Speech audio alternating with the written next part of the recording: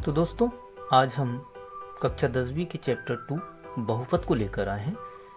ये चैप्टर बहुपद कहलाता है। अब अपने को समझना होगा कि बहुपद आखिर है क्या। तो हमने लिख दिया f(x) बराबर a0 plus a1x plus a2x square plus a3x की घात 3 धन dash dash plus an x की घात n को चर x में एक बहुपद कहते हैं। बहुपद कहते हैं जहां, अब यहां देखें दोस्तों, ये a0 a1 a2 a3 dash dash हमने लिखा है an, ये क्या है? ये आपके वास्तविक संख्याएं हैं। क्या है? वास्तविक संख्याएं। और स्टूडेंट्स, ये बहुपद के गुणनखंड भी कहलाते हैं। और स्टूडेंट, ये बहुपद के गुणांक भी कहलाते हैं। बहुपद के गुणांक। अब यहाँ पर हमको ये देखना पड़ेगा, बहुपद के गुणांक कहलाते हैं। अब हमको इसमें ये देखना पड़ेगा कि ये बहुपद के गुणांक तो कहलाए, पर यहाँ पर ये जो a0 है, फिर a1x है, ये a2x की घात 2 है, a3x की घात 3 है, डैश डैश an x की घात n, ये क्या है? तो स्टूडेंट्स, ये बहुपद के पद कहलाते हैं। ये बहुपद के पद कहलाते हैं।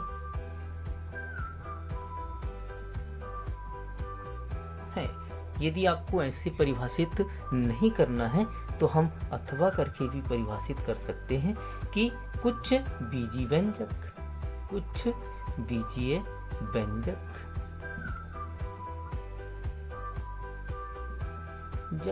जैसे कि, अब जैसे कि कैसे, हम कुछ भी लिख देते हैं, जैसे कि x की घात 3 ऋण 6x का वर्ग धन x धन 9, या हमने लिख दिया ऋण 3x की घात 2 धन 2x ऋण 1, या हमने लिख दिया 4x धन 3 डैश डैश इत्यादि इत्यादि। अब इत्यादि हमने लिख दिया है, तो इस प्रकार के बीजीय व्यंजक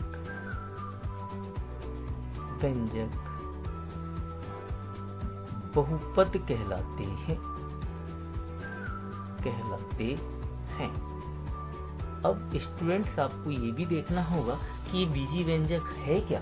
तो बीजीय व्यंजक के लिए हमको देखना पड़ेगा कि कुछ निश्चित चर होते हैं और कुछ अचर होते हैं। ये योग, अंतर, गुणन और भाग के संयोग से जो पद बनाते हैं वे आपके बीजीय व्यंजक कहलाते हैं। तो स्टूडेंट्स, ये हुए बहुपद। अब हम देख लेते हैं बहुपद के प्रकार। बहुपद के प्रकार, तो स्टूडेंट्स, हम बहुपद के प्रकार में सबसे पहले चलते हैं कि नंबर 1 पर हमको क्या रखना है। तो हमको नंबर 1 पर रखना है एक पदी बहुपद। एक पदी बहुपद। अब इसे समझने के लिए स्टूडेंट्स, आपको क्या करना होगा?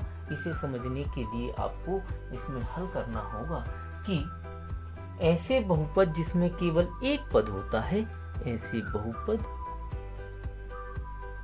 जिसमें केवल एक पद होता है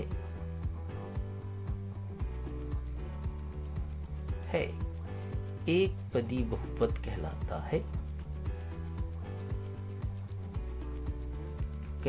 है। अब ये हमने एक पदी बहुपद को परिभाषित कर दिया। अब हम उदाहरण के तौर पर समझ लेते हैं कि ये एक पदी बहुपद हमारे क्या हो सकते हैं। तो स्टूडेंट, हमने मान लिया x की घात 2 लिख दिया, इसमें केवल एक पद है इसलिए है एक पदी बहुपद है। या तो हम ax लिख देते हैं, इसमें भी एक पद है इसलिए है एक पदी बहुपद कहलाया। इसी प्रकार 3x की घात 2 डैश डैश आदि। तो इन सभी में आपने देखा कि इसमें केवल एक पद है, इसलिए एक पदी बहुपद कहलाए। अब हम नंबर 2 पर आ जाते हैं। एक पदी के बाद द्विपदी बहुपद। अब स्टूडेंट्स, द्विपदी बहुपद में हमने यहाँ परिभाषित किया कि ऐसे बहुपद जिसमें केवल एक पद होते हैं, तो द्विपदी बहुपद के लिए भी हमको यहाँ परिभाषित करना होगा कि ऐसे बहुपद जिसमें दो पद होते हैं द्विपदी बहुपद कहलाता है। अब स्टूडेंट्स, इसे भी हम एक उदाहरण के माध्यम से समझ लेते हैं। जैसे कि आप लोगों को यहाँ पर देखना होगा कि ax प्लस b, यहाँ पर एक और एक दो पद है, इसलिए है द्विपदी बहुपद हुआ। इसी प्रकार हम लिख देते हैं 5x की घात 2 धन 3, इसमें भी दो पद है, इसलिए यह द्विपदी बहुपद हुआ। इसी प्रकार आप ऐसा भी देख सकते हो a स्क्वायर x की घात n plus b dash dash, ये भी आप लोगों के द्विपदी बहुपद के उदाहरण हैं। अब स्टूडेंट्स, हम नंबर 3 पर आ जाते हैं।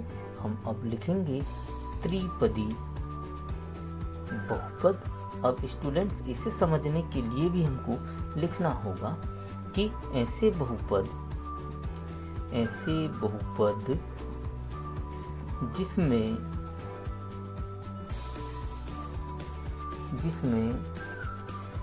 केवल 3 पद होते हैं, केवल 3 पद होते हैं, त्रिपदी बहुपद कहलाता है। अब इसे भी हम स्टूडेंट्स उदाहरण के माध्यम से समझ लेते हैं कि उदाहरण में हम इसमें क्या क्या लिख सकते हैं। जैसे कि 3x की घात हमने 2 लिख दिया, धन 5x ऋण 7 लिख दिया। इसी प्रकार हम और भी समझ सकते हैं ax स्क्वायर धन bx धन c डैश डैश आदि। तो ये सब हमारे त्रिपदी बहुपद के उदाहरण हैं। अब हम चौथे नंबर में आ जाते हैं।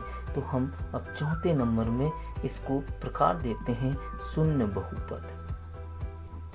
अब स्टूडेंट्स, हम शून्य बहुपद को भी परिभाषित करेंगे कि जब बहुपद में सभी पदों के गुणांक शून्य हो, जब बहुपदों में सभी गुणांक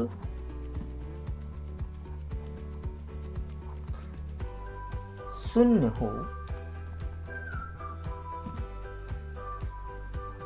तो ये शून्य बहुपद कहलाता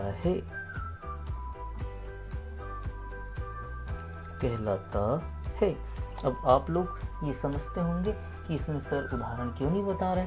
तो स्टूडेंट, जब हमने बोला है कि बहुपद में सभी गुणांक शून्य हो, तो हम शून्य लिख सकते हैं, यही इसका उदाहरण होगा। अब हम नंबर 5 पर आ जाते हैं। नियतांक बहुपद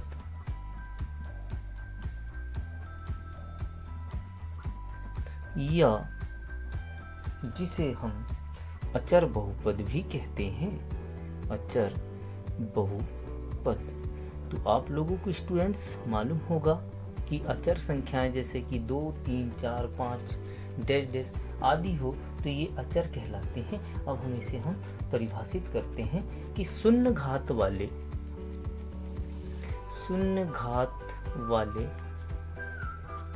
बहुपद नियतांक या अचर बहुपद कहलाते हैं। अब इन्हें हम उदाहरण के तौर पर देख लेते हैं कि जैसे कि हमने एक कोई फलन f(x) लिखा, जिसे हम बहुपद की कैटेगरी में रखते हैं, तो हमने ये 7 रख दिया। अब स्टूडेंट्स यहाँ देखें, शून्य घात वाले बहुपद अब यहाँ पर देख लीजिए, शून्य घात वाले बहुपद हमने यहाँ पर बोला है, तो हम ऐसा भी लिख सकते हैं या तो हम ऐसा भी लिख सकते हैं कि 5/2।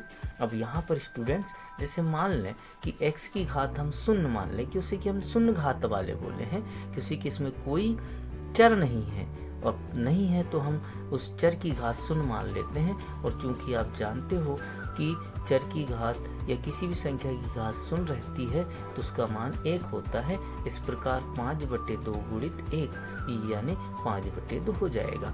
तो इस प्रकार कोई भी संख्या जो अचर के रूप में रखी जाए ये नियतांक बहुपद या अचर बहुपद कहलाता है। अब हम स्टूडेंट 6वें नंबर में आ जाते हैं। 6वां नंबर हमारा क्या कहता है? रैखिक बहुपद। अब स्टूडेंट रैखिक बहुपद को हम कैसे परिभाषित करते हैं ये देख लेते हैं। अब यहाँ पर देख लेते हैं स्टूडेंट कि एक घात वाले बहुपद को रैखिक बहुपद कहते हैं। अब उदाहरण के तौर पर हम समझ लेते हैं, जैसे कि हम स्टूडेंट देखते हैं कि ax धन b। अब यहाँ पर देखें चर की घात कुछ नहीं है, मतलब हम 1 मान लेते हैं, इसीलिए यह कैसा बहुपद हुआ? रैखिक बहुपद हुआ। और उदाहरण के तौर पर अन्य उदाहरण से समझते हैं 2x ऋण 3। तो इस प्रकार ये भी हमारा क्या हुआ? रैखिक बहुपद हुआ। इस प्रकार आप डैश डैश करके आदि भी कर सकते हो। अब एक बात और इसमें इम्पोर्टेंट होती है स्टूडेंट कि कभी पूछ लिया कि रैखिक बहुपद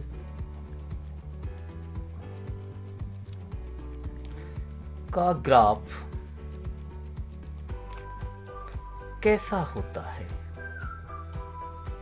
है तो स्टूडेंट्स आप आंसर में क्या लिखेंगे? आंसर में नाम से स्पष्ट है, रैखिक मतलब एक सरल रेखा। अब स्टूडेंट्स हम नंबर 7 पर आ जाते हैं। हम अब 7 पर आने के पहले क्या देखते हैं कि अब द्विघात बहुपद। तो स्टूडेंट्स द्विघात बहुपद, अब इसे हम परिभाषित करेंगे कि द्विघात बहुपद आखिर है क्या। तो स्टूडेंट्स ऐसे बहुपद जिसमें चर की अधिकतम घात 2 होती है, द्विघात बहुपद कहलाते हैं।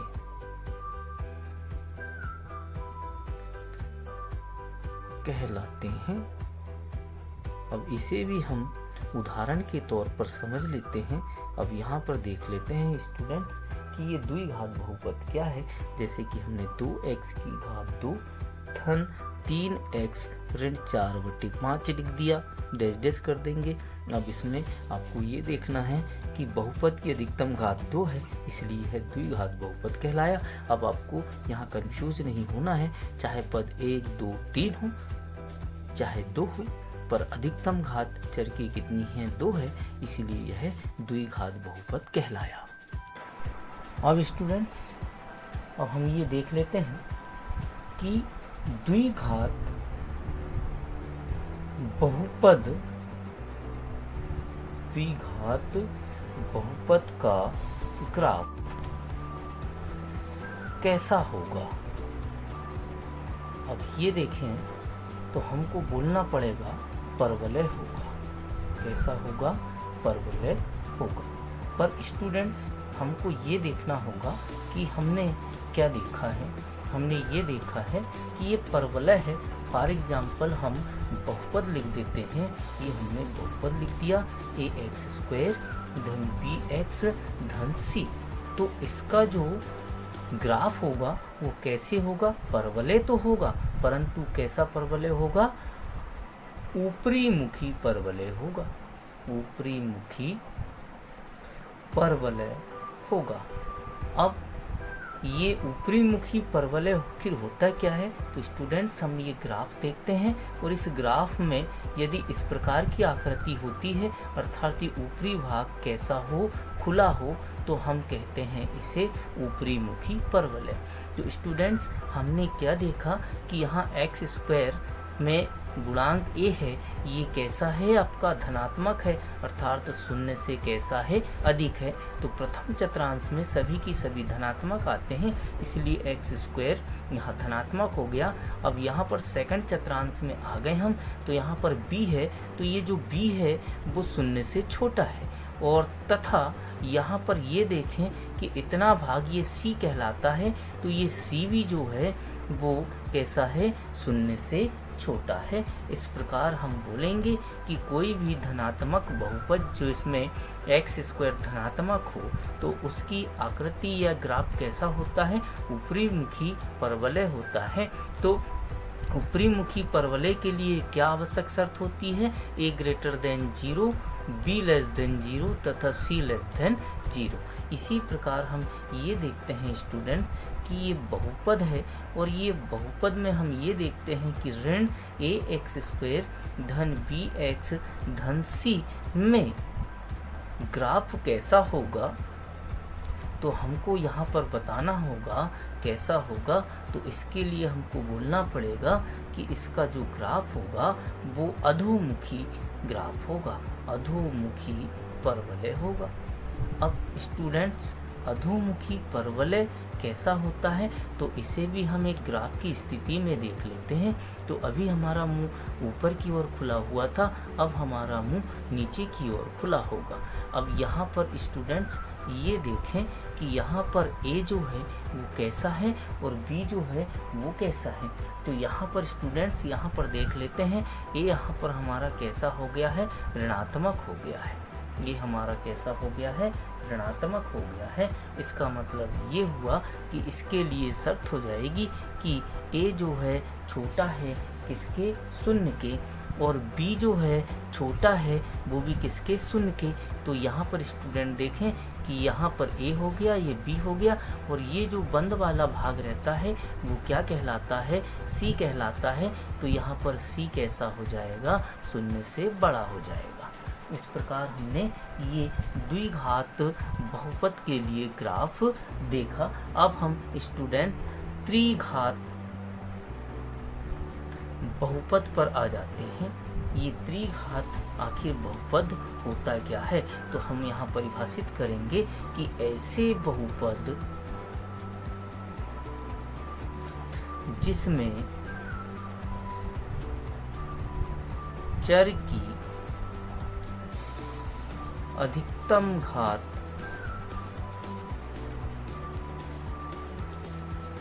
तीन होती है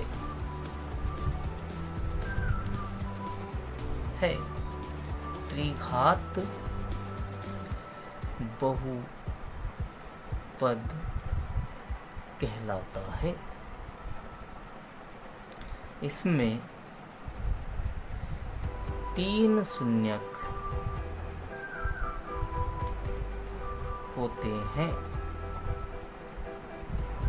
और स्टूडेंट्स हमको इसमें ये भी देखना पड़ेगा कि त्रिघात बहुपद का ग्राफ कैसा होता है।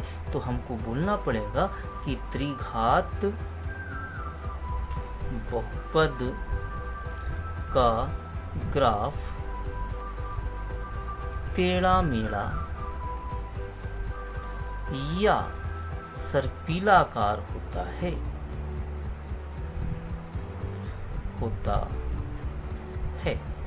हम इसे ग्राफ के रूप में देख सकते हैं कि इसमें हम ऐसा कर सकते हैं। अब यहाँ पर स्टूडेंट्स आपको ये देखना होगा कि ये जो त्रिघात बहुपद है, तो त्रिघात बहुपद में हम क्या लिख सकते हैं? त्रिघात बहुपद में हम ये भी लिख सकते हैं कि इसमें ग्राफ एक्स अक्ष को कम से कम एक बार और अधिक से अधिक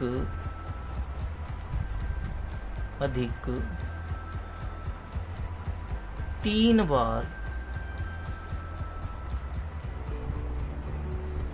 काटता है। हम सीधे प्रश्नावली 2.1 में आ जाते हैं और यहाँ पर क्या कहता है, किसी बहुपद px के लिए y बराबर px का ग्राफ नीचे आकृति 2.10 में दिया है। प्रत्येक स्थिति में px के शून्यकों की संख्या ज्ञात कीजिए। तो स्टूडेंट्स, हमें ये 6 आकृतियाँ दिख रही हैं। इसमें सिर्फ आपको ये देखना है कि ये जो ग्राफ है वो x अक्ष पर जितने बिंदु पर प्रतिच्छेद करता है वही उनके शून्यक होंगे। तो पहली आकृति में हम क्या देख रहे हैं कि ये जो रेखा है वो x अक्ष को कहीं पर भी प्रतिच्छेद नहीं कर रही है, इसलिए इसमें कोई शून्यक नहीं होगा। इसमें कोई शून्यक नहीं होगा। अब स्टूडेंट्स, हम यहाँ पर आकृति नंबर 2 में देख रहे हैं कि ये जो हमारा ग्राफ है केवल x अक्ष को एक बिंदु पर प्रतिच्छेद कर रहा है, इसीलिए यहाँ पर शून्यकों की संख्या कितनी होगी? 1 होगी। इसी प्रकार आकृति नंबर 3 में आ जाएं तो यहाँ पर हमको ये ग्राफ देखिए, x अक्ष को कितने बिंदु पर, एक यहाँ पर, एक यहाँ पर और एक यहाँ पर, अर्थात 3 बिंदुओं पर प्रतिच्छेद कर रहा है, इसीलिए इसके शून्यकों की संख्या कितनी हो जाएगी? 3 हो जाएगी। अब आकृति नंबर हम 4 में आ जाते हैं तो स्टूडेंट्स यहाँ भी देखें कि x अक्ष को यह ग्राफ 2 बिंदु पर प्रतिच्छेद कर रहा है, इसीलिए यहाँ पर शून्यकों की संख्या 2 हो जाएगी। इसी प्रकार 5वीं आकृति में देखें कि x अक्ष को ग्राफ 1, 2, 3, 4 बिंदु पर प्रतिच्छेद कर रहा है, इसीलिए यहाँ पर शून्यकों की संख्या 4 होगी। ऐसे ही हम 6वीं आकृति में देखते हैं, यहाँ भी x अक्ष को ग्राफ 1, 2 और 3 बिंदुओं पर प्रतिच्छेद कर रहा है, इसीलिए यहाँ पर शून्यकों की संख्या 3 हो जाएगी। स्टूडेंट्स, अब हम ये जो अध्याय 2 की हमने पहली प्रश्नावली देखी है, जो हमने पढ़ा है, उसमें से जो भी महत्वपूर्ण क्वेश्चंस निकलते हैं उसे हमने नोट के रूप में आपको बताया है। जैसे कभी क्वेश्चन पूछ ले कि घात n के किसी बहुपद के अधिक से अधिक कितने शून्यक होते हैं, तो जितनी घात होती है उतने ही शून्यक होते हैं। यहाँ पर घात n बोला है तो उत्तर हो जाएगा n शून्यक। इसी प्रकार घात 2 के किसी बहुपद के अधिकतम शून्यक होंगे, तो आप लोग ने देखा है कि घात जितनी है उतने ही शून्यक होंगे। अब क्वेश्चन नंबर 3 में जाते हैं। ax² धन bx धन c बहुपद के लिए ग्राफ होगा, तो हमने अभी आपको बताया था कि x² का यदि गुणांक धनात्मक हो तो ऊपरी मुख्य परवलय होता है, क्योंकि यहाँ पर a बड़ा होता है शून्य के, b छोटा होता है शून्य के और c भी छोटा होता है शून्य के। अब 4 में आ जाते हैं। 4 में हम क्या देखते हैं कि यहाँ x² का जो गुणांक है ऋणात्मक है, इसका मतलब परवलय नीचे की ओर मुख लिए होगा, जिसे हम अधोमुखी परवलय कहते हैं। यहाँ पर a छोटा है 0 से, b भी छोटा है 0 से, किंतु c बड़ा होता है शून्य के। अब 5वें में आ जाते हैं कि रेखिक बहुपद का ग्राफ होगा, तो हमें मालूम है रेखिक मतलब रेखा, अर्थात उत्तर हो गया हमारा सरल रेखा। अब यहाँ पर 6वें में आ जाते हैं कि रेखिक बहुपद के शून्यक होंगे, तो रेखिक बहुपद के कितने शून्यक होंगे? 1, क्योंकि कि इसमें चर की घात 1 होती है, इसीलिए शून्यकों की संख्या भी 1 होगी। अब हम 7वें में आ जाते हैं कि त्रिघात बहुपद का ग्राफ होगा, तो त्रिघात बहुपद का ग्राफ स्टूडेंट टेढ़ा मेढ़ा या सर्पिलाकार होता है। अब ये 8वां में आ जाते हैं कि रेखिक समीकरण ax धन b का शून्यक होगा, तो इसे हल करेंगे तो ये -b/a के बराबर होगा, क्योंकि जब हम शून्यक निकालते हैं तो ये जो पद रहता है, बहुपद रहता है, हम उसे शून्य के बराबर मान लेते हैं। अब हम यहाँ पर आ जाते हैं 9वें में कि बहुपद x का वर्ग धन 2x धन 3 में बहुपद की घात कितनी होगी। तो स्टूडेंट्स यहाँ याद रखना कि जो चर है उसमें अधिकतम घात जितनी होती है वही बहुपद की घात होती है। यहाँ पर अधिकतम घात 2 है, इसलिए बहुपद की घात 2 होगी। तो स्टूडेंट्स, आप लोगों को यह वीडियो कैसे लगा हमें लाइक करें, शेयर करें, कमेंट्स करें और सब्सक्राइब करें। धन्यवाद।